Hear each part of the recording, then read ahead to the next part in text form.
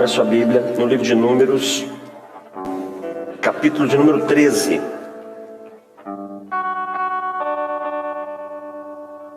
Hoje eu quero contar uma história, quero compartilhar uma história com você, para que dentro dessa história você compreenda.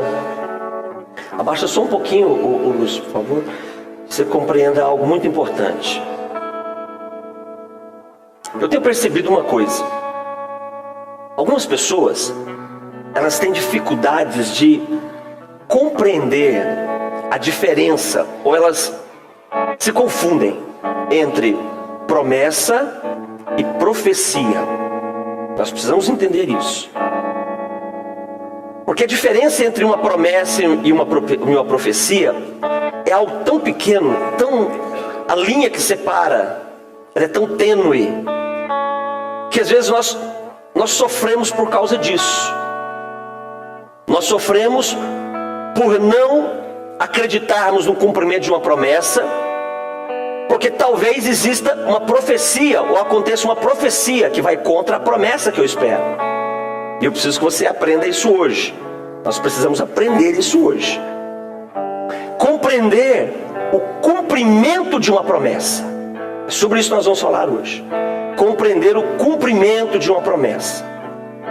Compreender como eu entro no cumprimento de uma promessa. Da boca de Deus não tem outra palavra para a minha vida e nem para a sua vida senão promessas. Deus não tem outra vontade para a nossa vida. Deus não tem outro desejo para a nossa vida senão de que cada promessa dele nos alcance. Promessas de Deus podem ser tratadas como profecias. Por exemplo, se você abrir a sua Bíblia, não precisa abrir, mas na sua casa, se você abrir a sua Bíblia, lá no livro de Deuteronômio, capítulo 28, você vai ver ali uma profecia, que é uma promessa. Quando o Senhor diz o seguinte, que se nós cumprirmos a vontade dEle, todas as bênçãos dEle para a nossa vida vão nos alcançar. E Ele tem uma série de bênçãos de Deus para a nossa vida.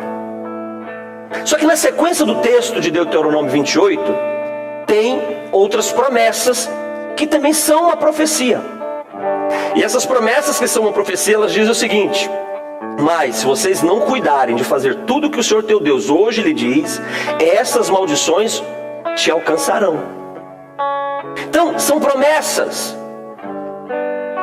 ligadas dentro de um ambiente de uma profecia. Eu preciso entender que toda promessa de Deus, ela está dentro de um ambiente de uma profecia, de algo que Deus prometeu para mim e prometeu para você, mas que não se cumpriu ainda, que não nos alcançou ainda, porque como uma profecia, essa promessa, ela está no meu futuro.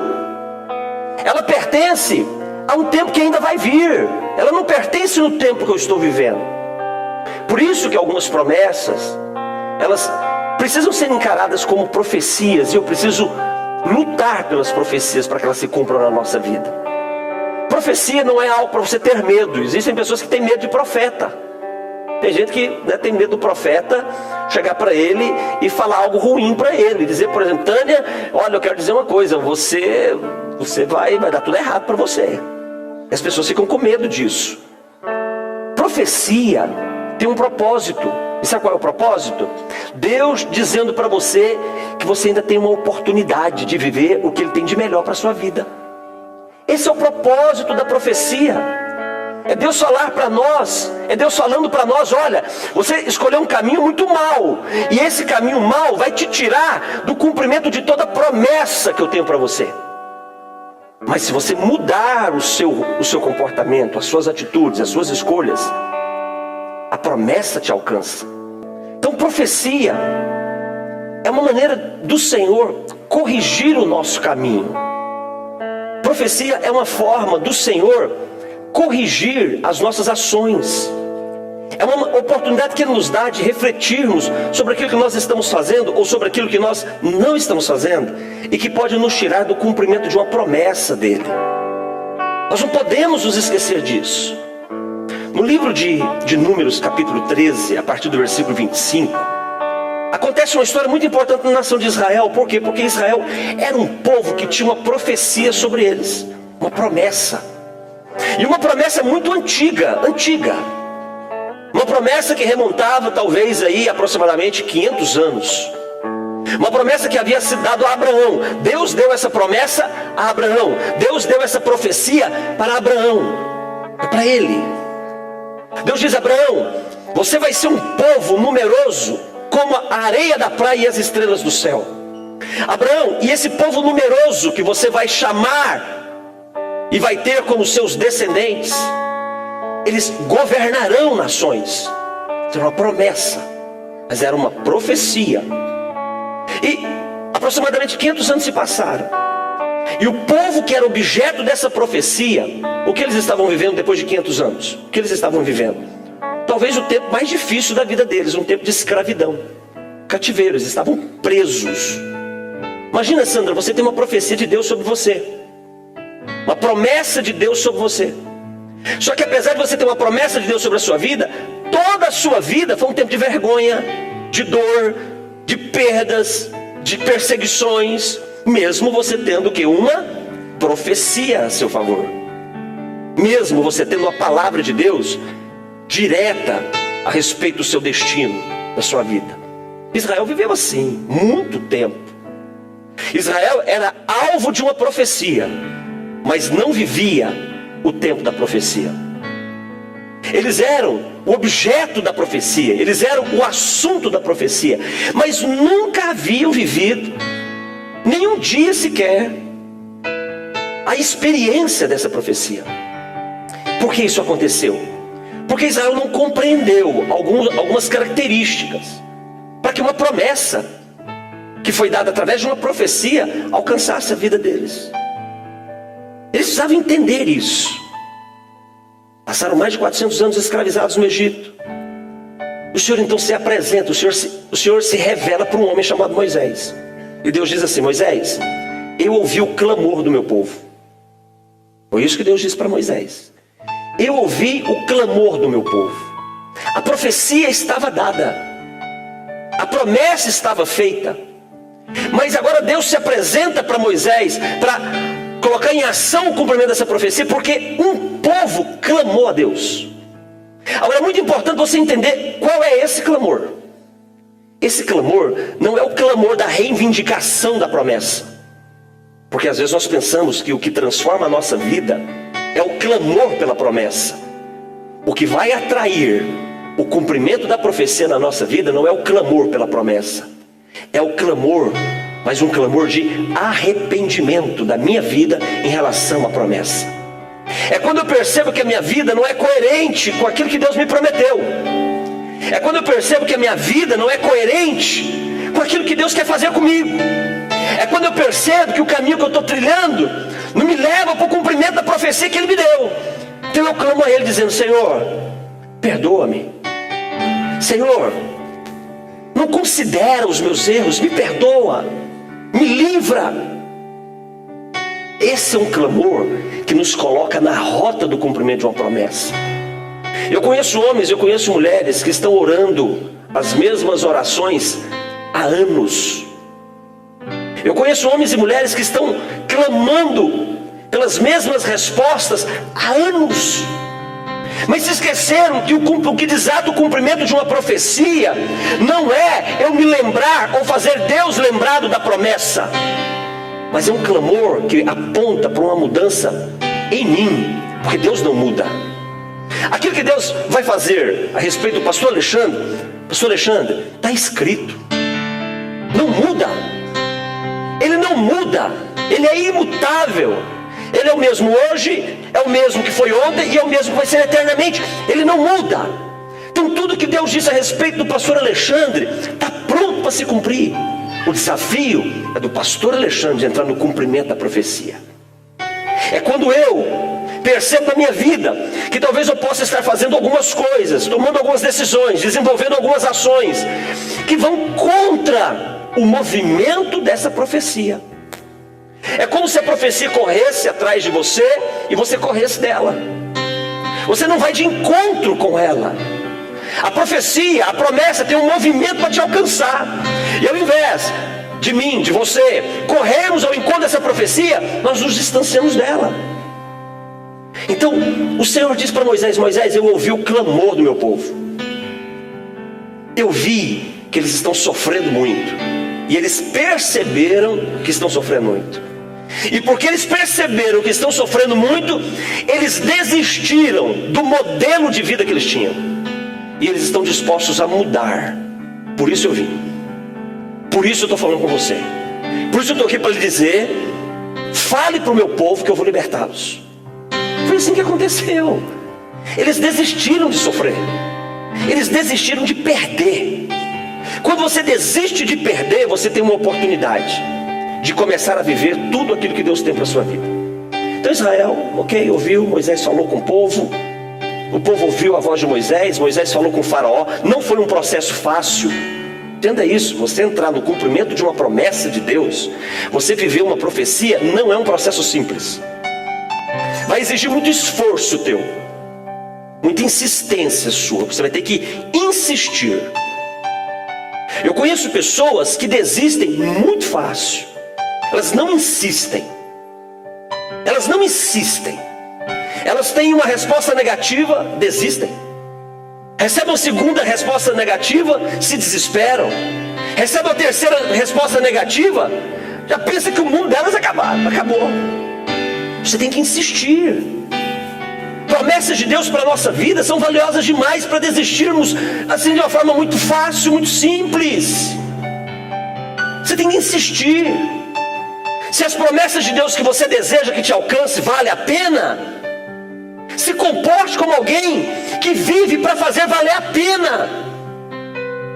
Existem pessoas, irmãos, existem pessoas que têm promessas de Deus tão poderosas sobre a vida delas, mas tão poderosas, e elas são tão negligentes em relação a essas promessas, que essas promessas de Deus não merecem essas pessoas. Não merecem. São promessas gloriosas, mas existem homens e mulheres de Deus que são tão negligentes, que essas promessas passam a não merecer essas pessoas. Porque promessa de Deus vai alcançar homens e mulheres que insistem em permanecer no caminho do cumprimento dessa promessa. Uma profecia dada, deixa eu lhe dizer uma coisa, é uma profecia para ser cumprida.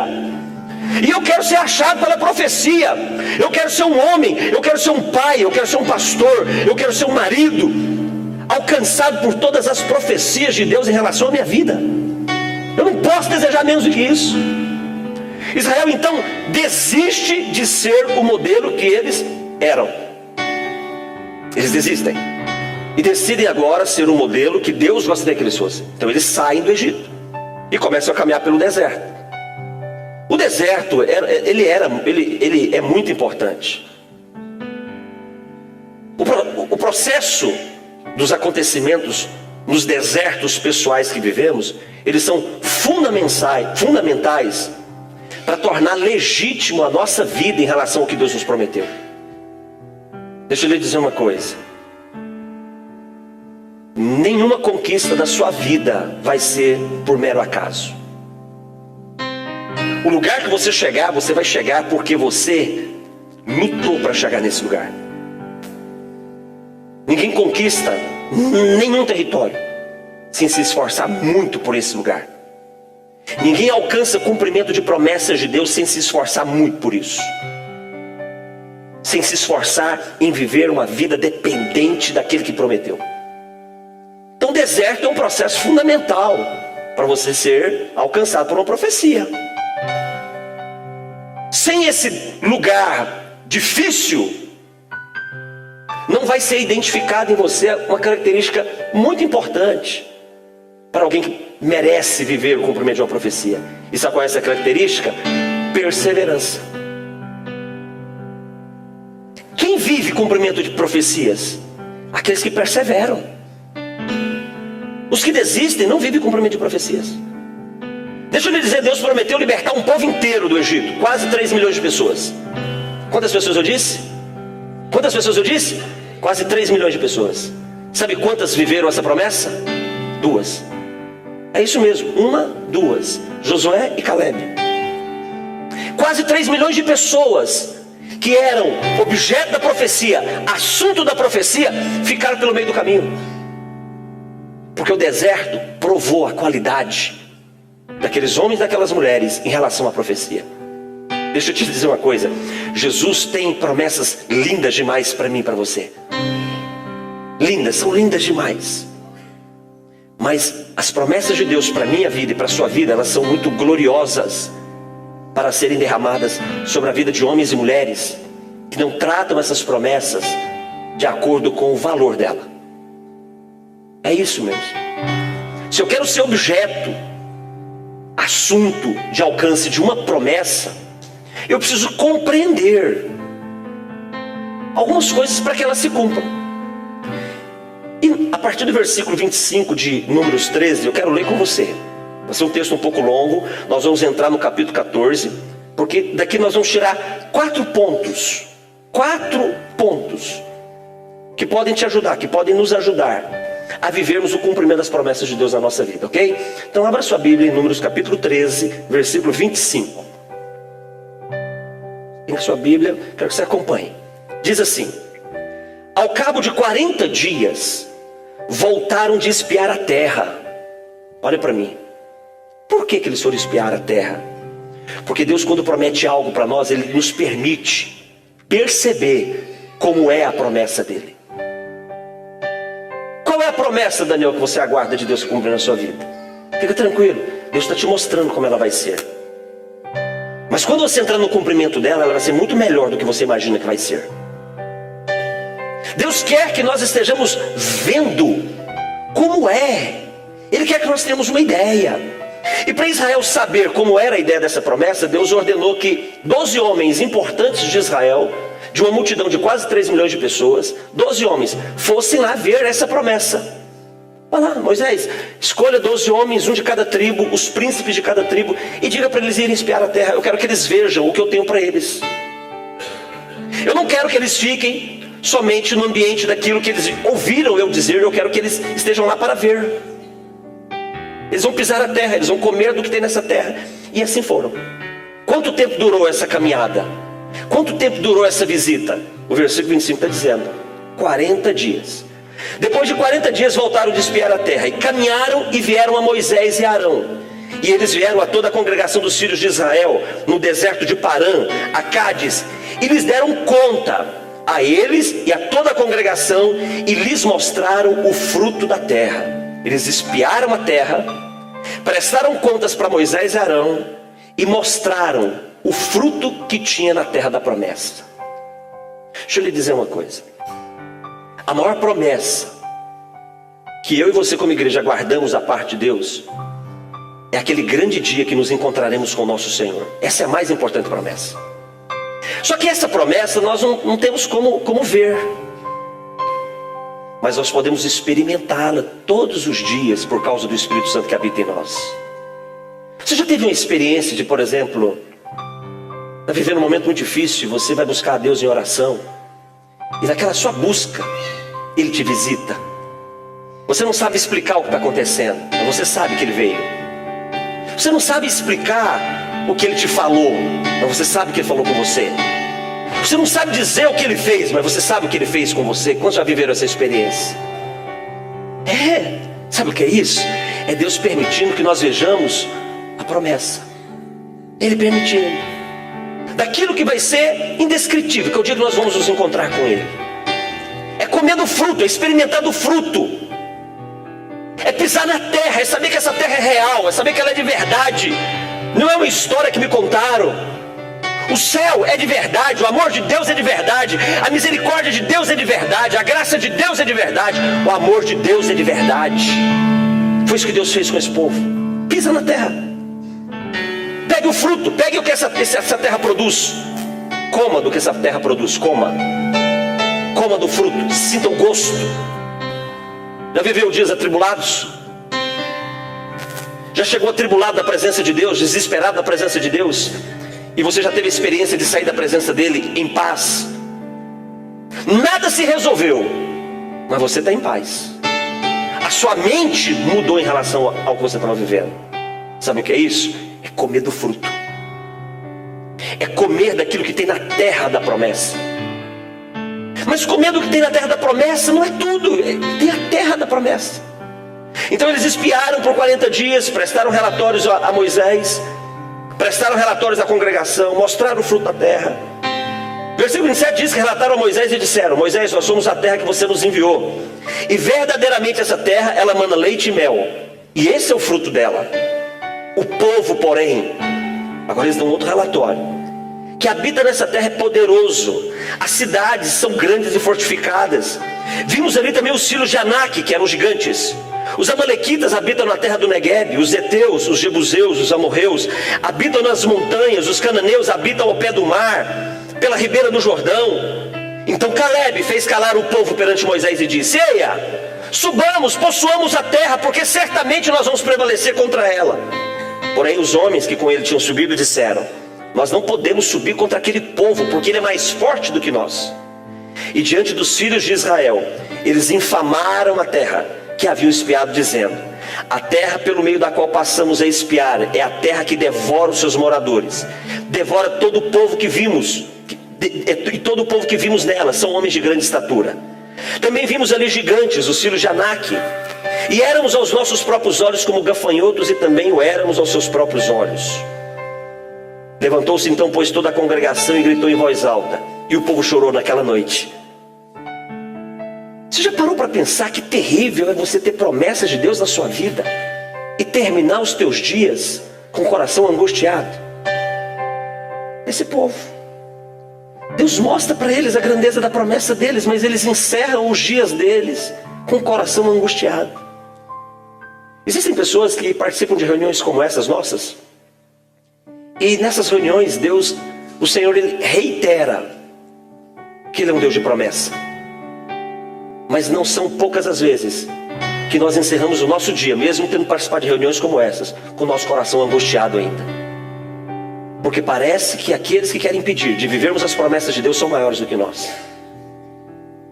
Todos os filhos de Israel murmuraram contra Moisés e contra Arão, e toda a congregação lhes disse: tomara tivéssemos morrido na terra do Egito, tomara tivéssemos morrido nesse deserto. E por que nos traz o Senhor essa terra? Para cairmos à espada? Para que nossas mulheres e crianças sejam mortos, sejam por presa? Não nos seria melhor voltarmos para o Egito? Deixa eu te fazer uma pergunta. Você já pensou em desistir? Você já tomou atitudes de um desistido? Deus, o Senhor não vai te julgar por você pensar em desistir, mas você vai ser julgado por construir atitudes de um desistido. Só nós sabemos as lutas que vivemos, não é verdade? Só nós sabemos a dor dos nossos corações, as tribulações que vivemos. Deixa eu lhe dizer, o Espírito Santo, ele é compassivo, ele é manso, ele é longânimo, ele compreende as nossas fraquezas. Mas quando aquilo que ocupa a minha mente, ocupa o meu coração, se transforma em uma atitude, isso é um problema sério. Não se julgue, não se condene por, às vezes, pensar em desistir. Mas tome cuidado para que os seus pensamentos de desistência não se transformem em atitudes de um homem e de uma mulher desistido. Porque a partir do momento que temos atitudes de homens e mulheres desistidos, começamos a nos distanciar das promessas dele da nossa vida. O povo de Israel, no versículo 4, no versículo 3, eles começaram a dizer: Senhor, era melhor voltar para o Egito. Não fala isso, não diga isso. A nossa vida sem Jesus nunca será melhor do que o nosso momento mais difícil com Ele. A nossa vida sem Deus nunca vai ser melhor do que os nossos piores momentos com Ele. Nunca vai ser. Sabe por quê? Porque sem Jesus nós estamos definitivamente sozinhos. Com Ele, apesar de todas as circunstâncias, nós temos uma certeza e uma garantia. E sabe qual é a garantia? Que podemos vencer tudo que estiver diante de nós. Tudo. Não desista dele. Ok, se abata. Ok, permita-se. Respeite a sua fragilidade emocional. Você não está suportando, falou que não devia. Ok, o Espírito Santo é longânimo, ele é manso, ele vai compreender isso, ele vai ministrar no teu coração fé para você superar esse momento. Mas não toma atitude de um desistido. Não esteja agindo como um desistido. Não olha para trás. Não desiste do caminho que você começou a trilhar.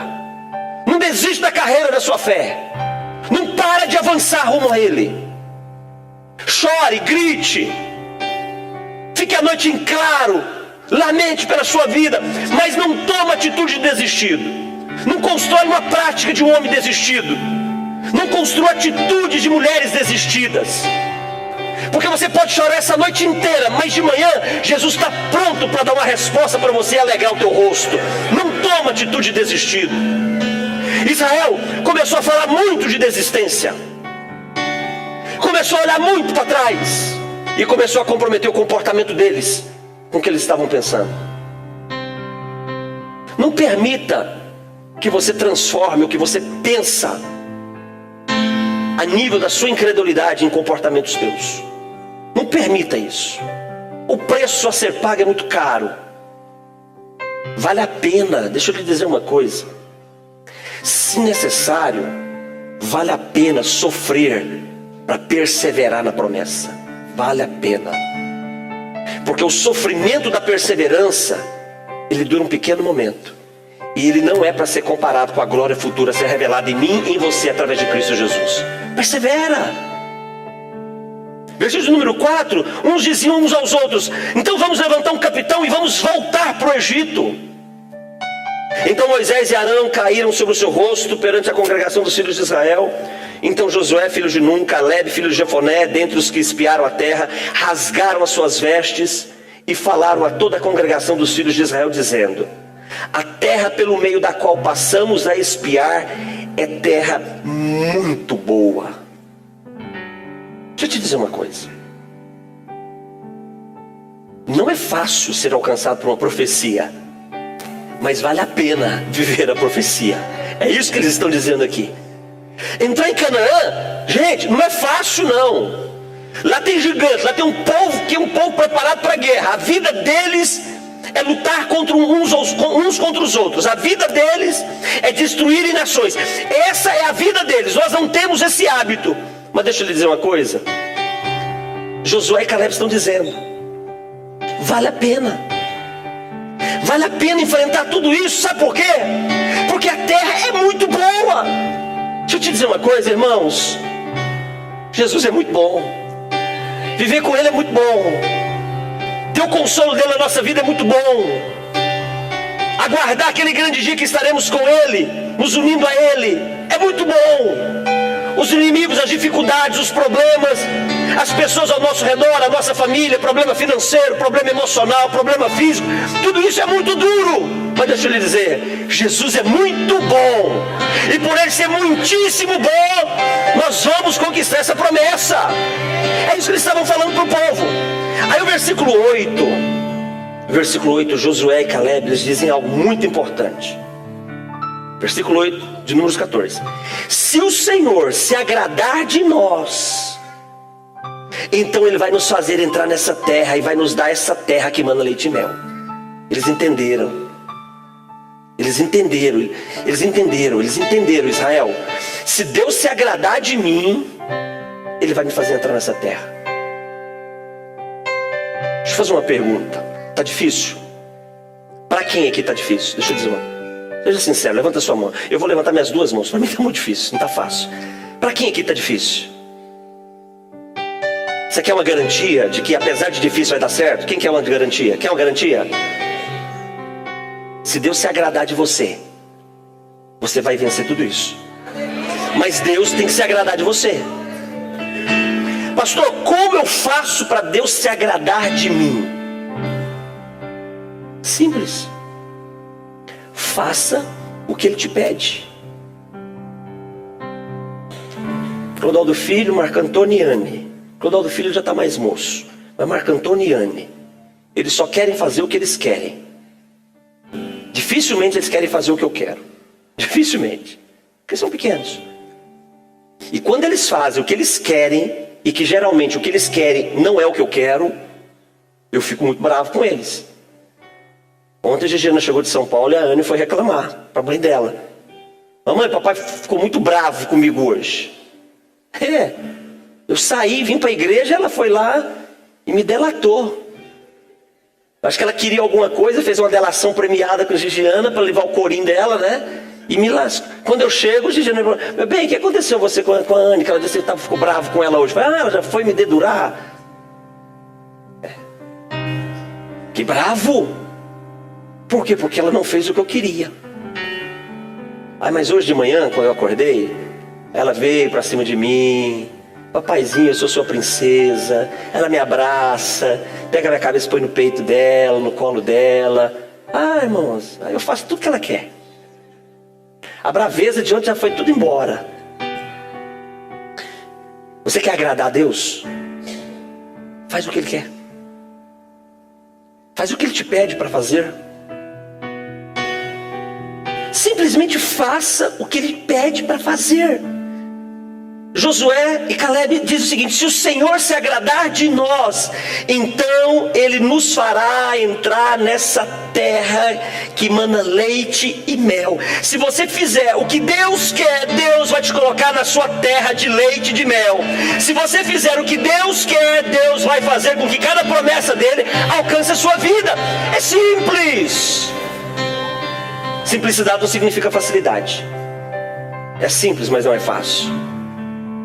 Versículo 9, eles completam o raciocínio. Então somente não sejais rebeldes contra o Senhor. Não seja rebelde contra o Senhor e não tema os povos dessa terra. São dois princípios: não ser rebelde em relação a Deus, não desobedecer a Deus e não ter medo das circunstâncias. Quando você desobedece a Deus e tem medo, deixa eu lhe dizer, você inaugurou a rota da sua ruína. Desobedece a Deus e tem um coração incrédulo, inaugurou a rota da sua ruína. Mas quando você agrada a Deus e não teme as circunstâncias, o nome de Jesus é glorificado e as promessas dele nos alcançam. Simples.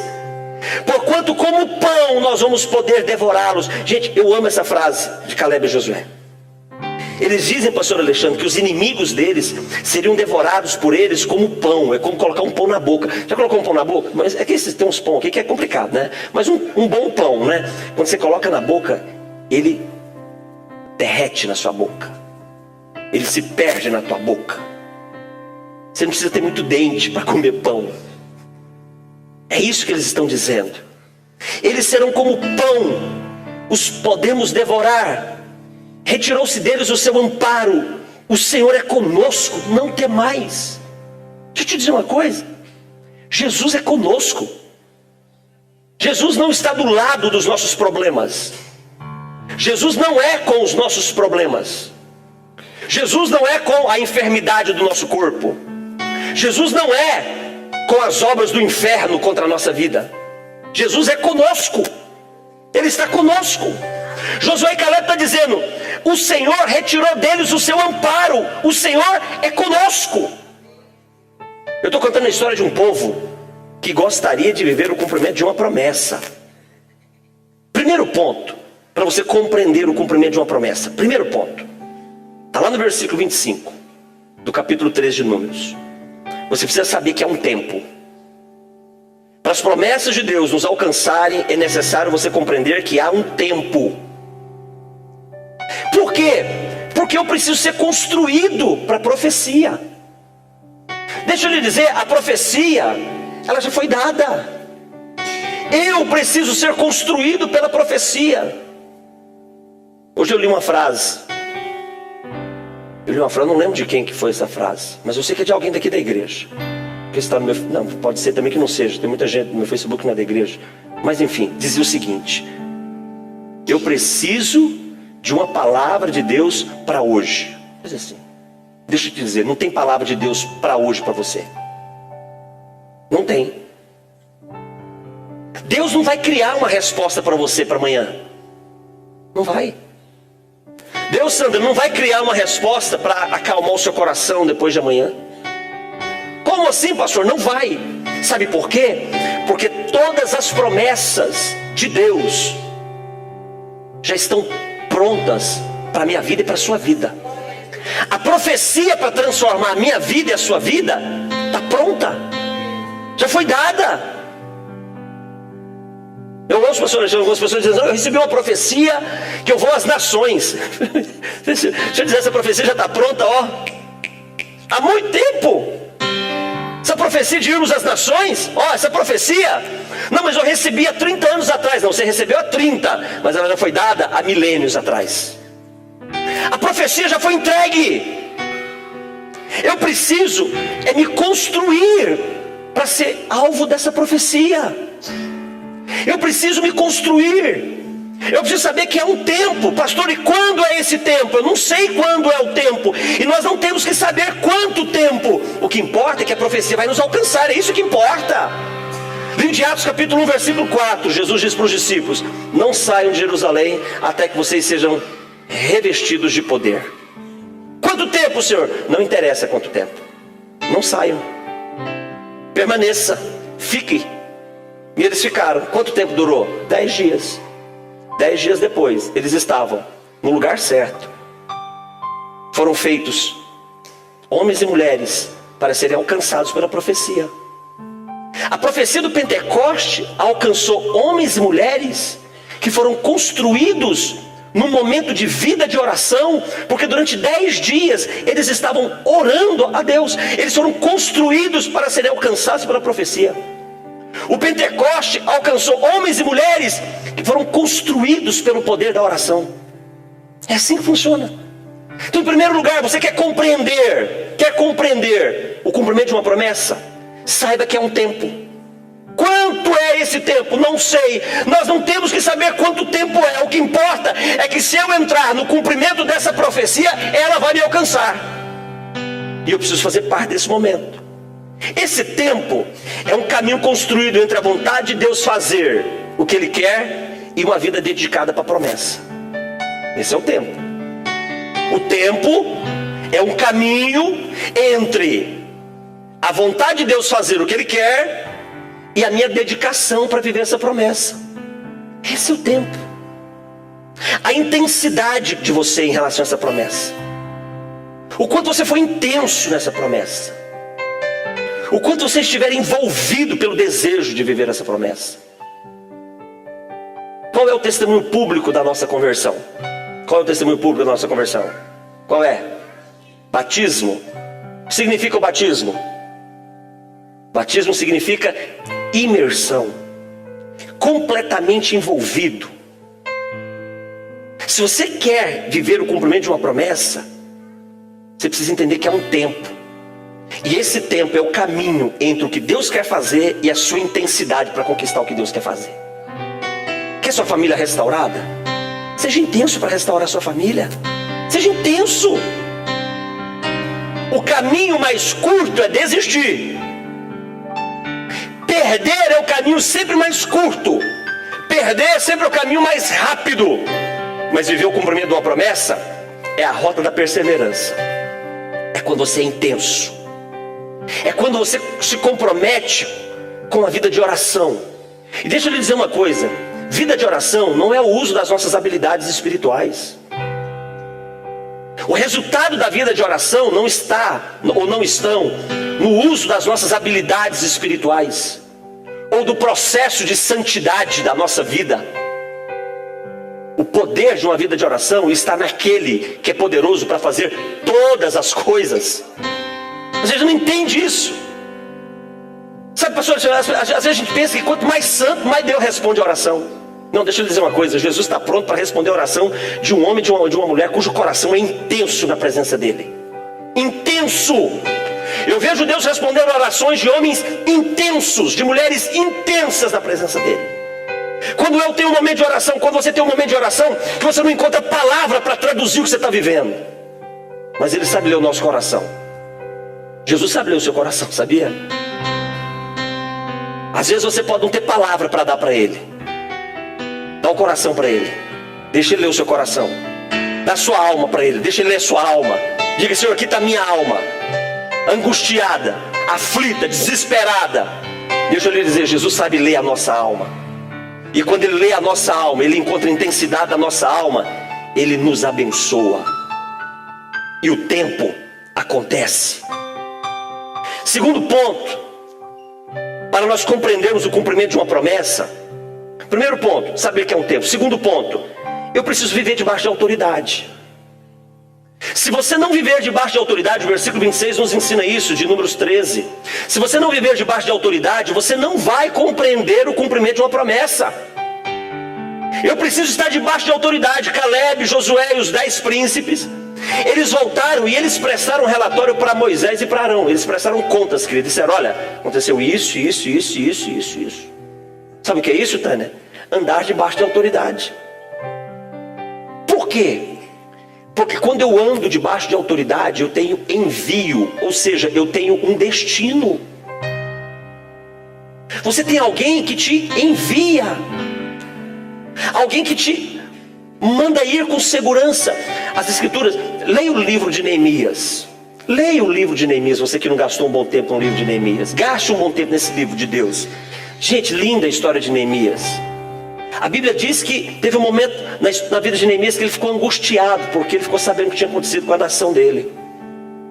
A Babilônia veio contra Israel, contra Judá, atacou Judá, invadiu Jerusalém, derrubou os muros de Jerusalém, derrubou o templo, meteu fogo na cidade, queimou a cidade, levou o povo escravo. E essa notícia mexia com o coração de Neemias, porque fazia parte da história dele. Ele estava vendo o povo dele sofrendo por causa disso. Agora era um outro rei, era um outro reino, era um outro opressor, mas o coração dele estava angustiado pela situação do seu povo. E ele orou a Deus. Ele falou, Senhor, eu quero fazer algo. E Jesus abriu uma porta para ele fazer algo. E ele foi fazer algo. Ele chegou diante do rei. E ele disse, rei, deixa eu ir, deixa eu voltar para a minha nação e reconstruir a minha nação. E Neemias era um homem muito importante na corte do rei. Ele era o copeiro do rei. Ele era um homem de confiança do rei. Era aquele que provava as bebidas, as comidas do rei, se elas não estavam envenenadas. Ele era um homem de confiança. Ele disse, deixa eu ir. E o rei disse, tá bom, vai, mas você não vai só na sua vontade. Eu vou te dar cartas te enviando, para que onde você passar, se alguém vier contra você, você vai mostrar a carta do rei, a minha carta, para você chegar em segurança na sua nação. Sabe por que Neemias chegou em Jerusalém? Porque ele tinha envio. Ele tinha alguém sobre ele que o enviou. O desejo do coração era dele, mas ele tinha envio.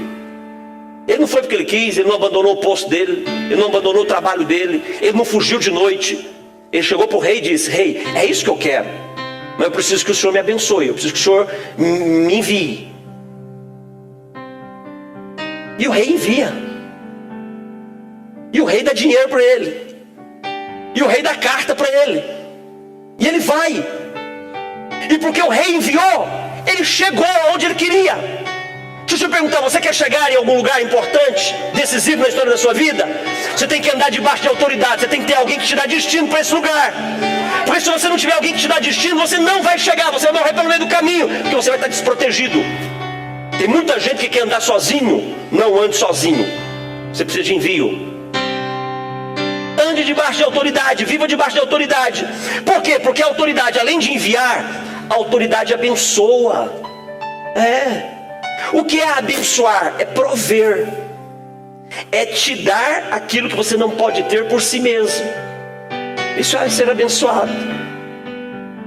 Quando você tem autoridade sobre a sua vida, você é abençoado. Você é provido.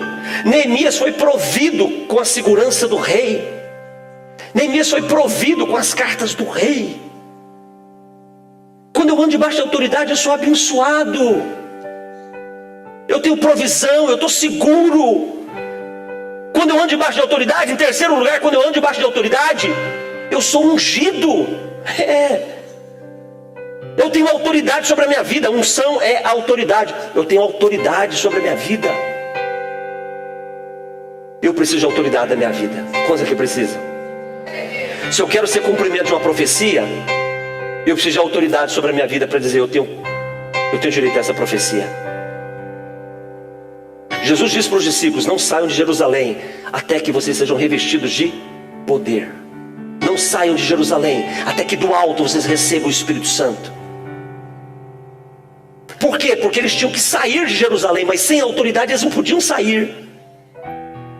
Eles tinham que ir, mas eles não podiam ir sem autoridade, eles precisavam de envio. Então eles ficam, quando eles ficam, eles são ungidos. Atos capítulo 2, línguas como de fogo pousaram na cabeça de cada um daqueles irmãos, e eles começaram a falar em outras línguas. Sabe o que é isso? Unção. E sabe por que eles receberam essa unção? Porque eles estavam debaixo de uma autoridade. Deixa eu te fazer uma pergunta. Você tem alguém que tem autoridade sobre você? Tem alguém que tem autoridade sobre você? Porque se você anda sozinho e não tem alguém que tem autoridade sobre você para te dar destino, para te abençoar, prover aquilo que você não pode produzir de você mesmo, e nem te delegar uma autoridade que você não tem, deixa eu dizer, você está fora do cumprimento de uma promessa de Deus. Porque para compreender o cumprimento de uma promessa, eu preciso andar debaixo da autoridade. Como estão entendendo? Promessas e profecias, elas se encontram com aquilo que eu faço e com aquilo que eu não faço. Terceiro lugar. Primeiro lugar, para compreender o cumprimento de uma promessa, eu preciso saber que é um tempo. Preciso viver debaixo da autoridade. Em terceiro lugar, eu preciso construir um testemunho. Está lá no versículo 26 e 27, números 13. Eu preciso construir uma evidência. Você quer que uma promessa de Deus te alcance? Você precisa construir, Karina, uma evidência na sua vida de que a sua vida é coerente com a promessa que você busca. Se você não tiver uma evidência que diz, não, esse moço aí, ele tem promessa de Deus na vida dele. Ele não está vivendo o cumprimento não, mas do jeito que ele está indo, ele vai viver. Eu tenho que ter testemunho, eu preciso construir uma evidência. Eu preciso ter a minha vida, a minha família, os meus negócios, a minha vida espiritual, a minha vida emocional, o meu relacionamento com as pessoas precisam ser coerentes com a promessa, não pode ser diferente. Sabe, não dá para enganar a profecia. Irmãos, não dá para enganar a profecia. Você não vai enganar a profecia. Não dá para enganar. Tem maridos que enganam, né? Eles tiram as alianças, colocam no bolso para pagar de solteiro. Enganam algumas. Não dá para enganar a profecia, não. Porque a profecia, os olhos da profecia, a visão da profecia é a visão do coração de Deus em relação ao nosso coração. Não dá para enganar a profecia. Eu preciso ter uma vida coerente com aquilo que eu quero. Por exemplo, eu quero o céu. Eu quero ir para a eternidade com Jesus. Eu quero me casar com Jesus. Eu quero ser filho de Deus na eternidade. O G, é isso que eu quero. Então hoje, G, eu tenho que ter uma vida que aponta que eu vou chegar lá. Eu tenho que ter atitudes que apontam que eu vou chegar lá. Eu tenho que ter a minha mente que denuncia que eu vou chegar lá. Meu estilo de vida precisa apontar que esse é o meu final. É como alguém que está fazendo uma faculdade. Então ele começa, primeiro ano, primeiro semestre, segundo semestre, terceiro semestre. São 5 anos, 6 anos, 4 anos, não sei qual é a faculdade. Talvez você pensou. À medida que ele avança nos anos do curso, isso diz onde ele vai chegar. Não, ele vai se formar. Você não fez concursos, Daniel? Como é que é aquele negócio do águia lá? Você fez um concurso para quê, não fez? Passou, não passou? Tá lá, tem jeito. E vai continuar correndo atrás. Daqui a pouco você tá, como é que chama a equipe do águia? Como é que chama? Grau. Daqui uns dias o Daniel tá no grau. Vai estar lá socorrendo, é o sonho dele. Então, você pode sonhar com isso, porque o que você faz hoje é coerente com esse lugar que você quer chegar. Agora não, Daniel, eu quero ser um grau também. E aí? Tem jeito? Agora, o dia que eu estou agora, tem relação? Não tem relação. Você é um socorrista? Vou descer lá no helicóptero, lá, socorrer o acidentado lá. Vou lá, vou fazer o quê? Vou desmaiar com ele, né? Orar, nem vou dar conta de orar. Vou ver o sanguentado, mas eu vou desmaiar, vou ficar branco, né? Vou ficar gelado. Há uns anos atrás, um irmão que era da nossa igreja, ele teve um problema cardíaco, ele precisou trocar uma válvula, né? Aí não tinha ninguém para ficar com ele no hospital. Aí eu era o pastor, né? Sobrou para quem? Pastor, não, eu vou com você, meu irmão, vou lá. E ele fez a cirurgia, abriu o peito e tal, fui dormir com ele no hospital. De manhãzinha vem a enfermeira fazer os curativos, eu tô lá, né? E ela abre aqui para fazer o curativo. A enfermeira teve que largar ele para cuidar de mim. Porque eu comecei a ficar branco, começou a dar moleza, comecei a desmaiar lá. É verdade. Vamos lá. Construa um testemunho. Tenha nas suas mãos aquilo que diz respeito ao lugar que você quer chegar. Tenha na sua vida aquilo que diz respeito ao lugar que você quer chegar. Deixe isso despertar todos os dias em você um desejo de ser cada vez melhor. Um homem de Deus melhor, um irmão melhor, um marido melhor, um pai melhor. Para chegar lá. Amém, irmãos? Quantos querem ser alvos de uma profecia? Quarto ponto para nós encerrarmos. Para compreender o cumprimento de uma promessa, em primeiro lugar, você precisa saber que há um tempo. Mas você não precisa saber quanto tempo. Construa esse caminho entre a vontade de Deus e um homem e uma mulher dedicado, intenso para alcançar essa promessa. Segundo lugar, viva debaixo da autoridade. Tem alguém que te envie.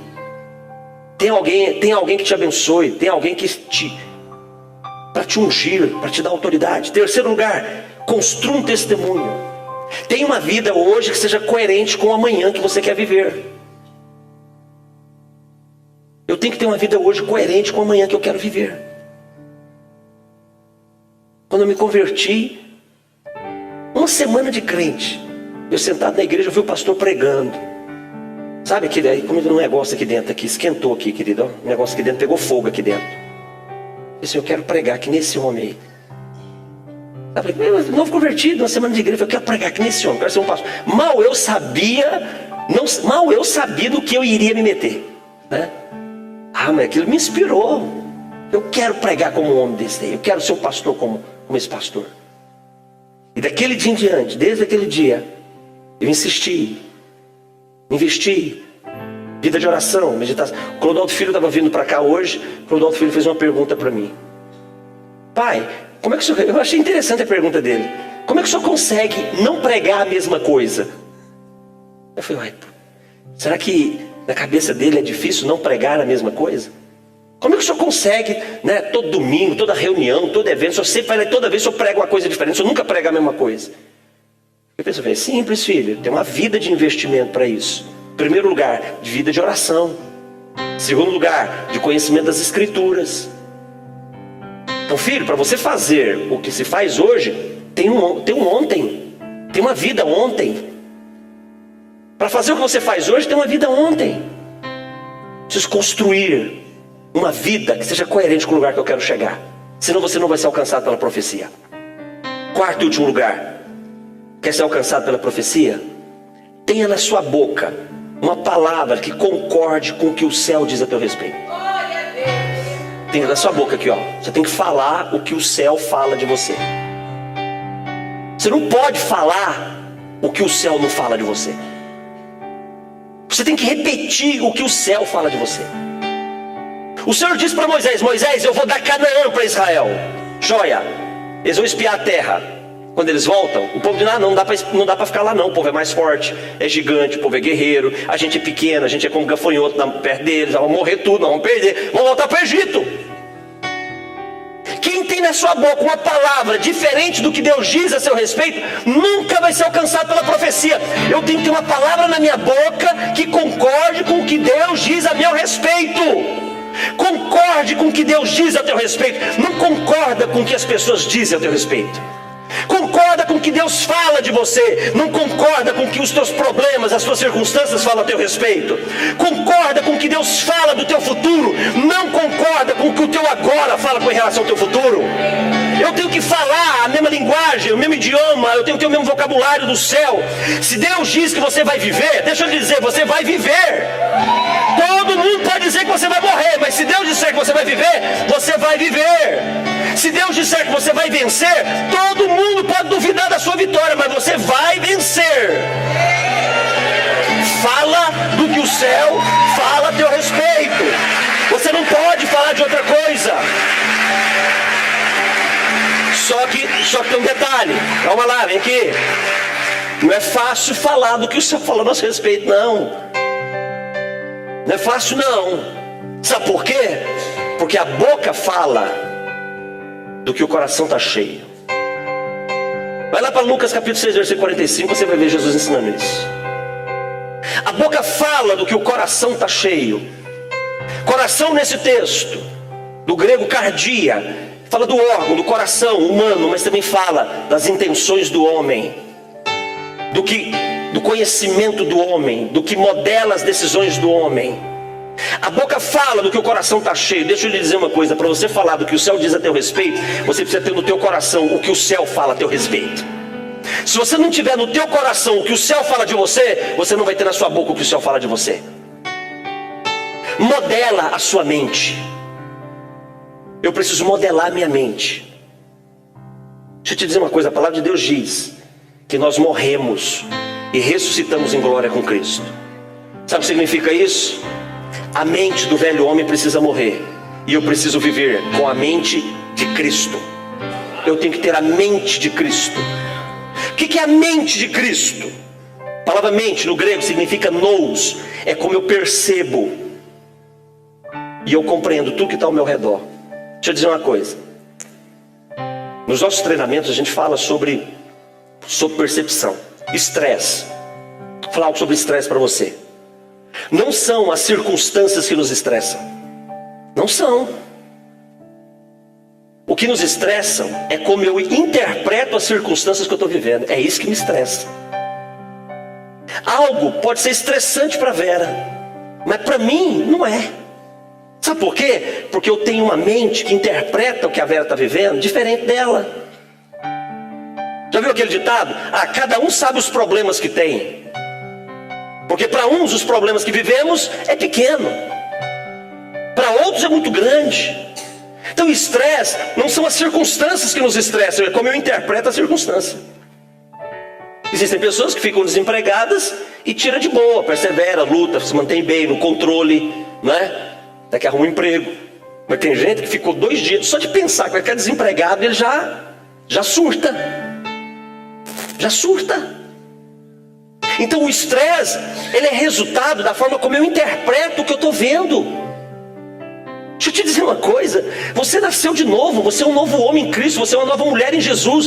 A sua mente não pode agir como antes de você conhecer a Cristo, não pode.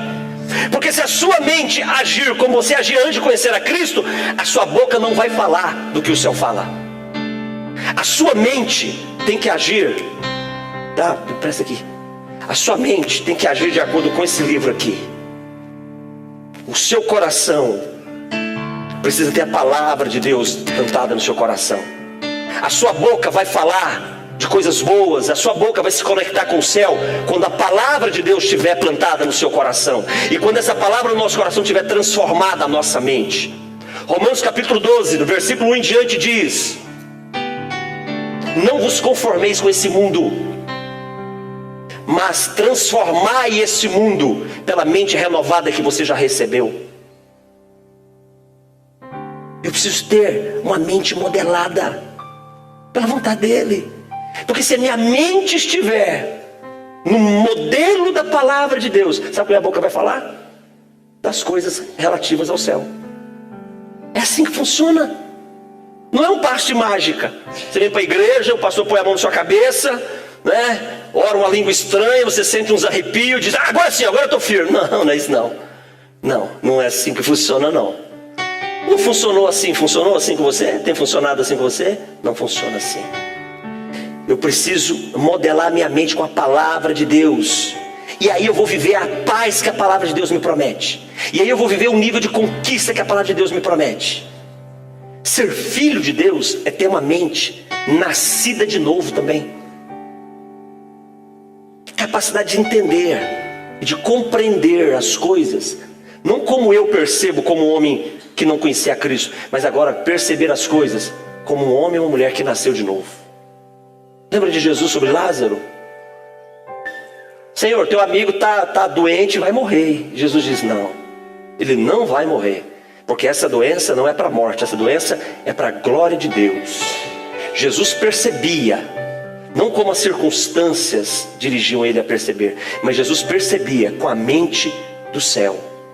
Quer vencer? Quer viver em paz? Irmãos, paz não é ausência de guerras. paz é saber que no meio de todas as tuas guerras, você será mais do que vencedor em todas elas. Isso é paz. Isso é paz. Jesus está no mar da Galileia. Tempestade para tudo quanto é canto. É onda, é vento, é trovoada, é relâmpago. E o barco afunda. Os discípulos desesperados de medo. E Jesus estava no barco fazendo o quê? O que Jesus estava fazendo no barco? Lembra dessa parte, desse texto? Jesus estava no barco. Levou travesseiro para o barco, pastor Alexandre. Entrou no meio da tempestade. Quando a tempestade agarrou, ele agarrou no travesseiro. Falou para a tempestade: agora é hora de dormir. Por quê? Porque a forma dele perceber as coisas ao seu redor não eram como as pessoas comuns definiam, mas era como o céu definia: não vai morrer, não vai afundar. Deixa eu lhe fazer uma pergunta. Quer ser alcançado pela profecia? Quer ser alcançado pela profecia? Defina como você percebe o que está acontecendo ao seu redor. Vamos ficar de pé. Vamos ficar de pé. Promessas de Deus para a nossa vida, elas dependem de como percebemos o que está acontecendo ao nosso redor. Nas Escrituras conta uma história de uma família. Essa família era o pai, era a mãe e 2 filhos. Esses 2 filhos, eles eram gêmeos. Eram gêmeos. Mas um nasceu primeiro. Então, apesar de serem gêmeos, teve um que nasceu primeiro.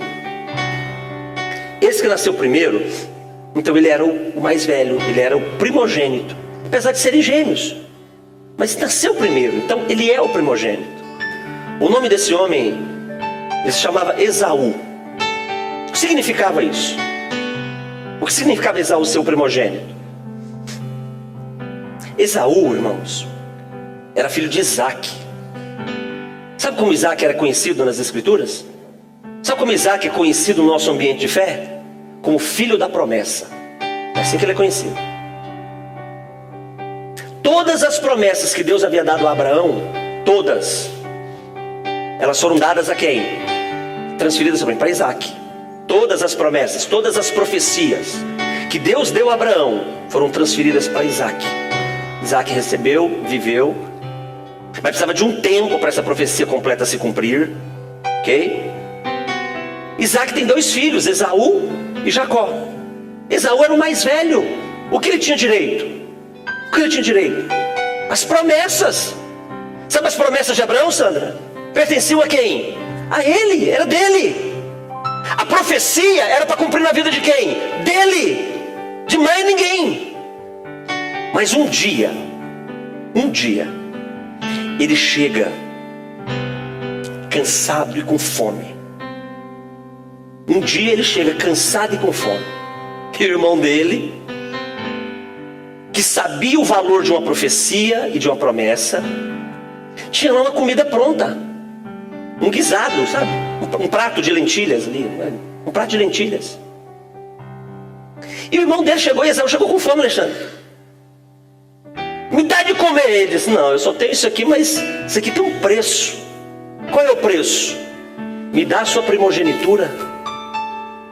Me dá o direito de ser. Me dá o direito de ser o homem que tem o direito de ser alcançado pela profecia. Me dá o direito de ser o homem que vai viver a promessa que Deus deu para o nosso pai Abraão, para o nosso pai Isaac. Me dá o direito. Se você me der o direito, eu te dou esse prato de comida. O que Esaú fez? O que Esaú fez? Trocou. Ele trocou a promessa da primogenitura, de ser o alvo da profecia. Ele trocou por um prato de lentilha. Ele trocou por um prato de lentilha. Ele não se preocupou com o tempo. Ele não se preocupou com o nível da autoridade. Ele não se preocupou em ter na boca dele aquilo que o Deus dizia, que o céu dizia a respeito dele. Ele se preocupou com a fome da barriga dele. E ele trocou a promessa, o cumprimento de uma profecia, por um prato de comida. Sabe o que aconteceu? Aquele que comprou se tornou o cumprimento da profecia. A nação de Israel se tornou descendente de Jacó. O modelo da nossa esperança e da nossa fé veio dele. Sabe por quê, Alexandre? Porque ele desejou seu cumprimento da profecia. Estão entendendo agora o que eu disse no início? Promessa e profecia? Deixa eu te fazer uma pergunta nessa noite. Você quer ser alcançado por uma profecia? Tem uma profecia muito linda na Bíblia. Abra sua Bíblia aí. Vamos ler para nós encerrarmos, adorarmos o Senhor e encerrarmos. Abra sua Bíblia no Evangelho de João. Quero ler duas profecias. Evangelho de João, capítulo 3.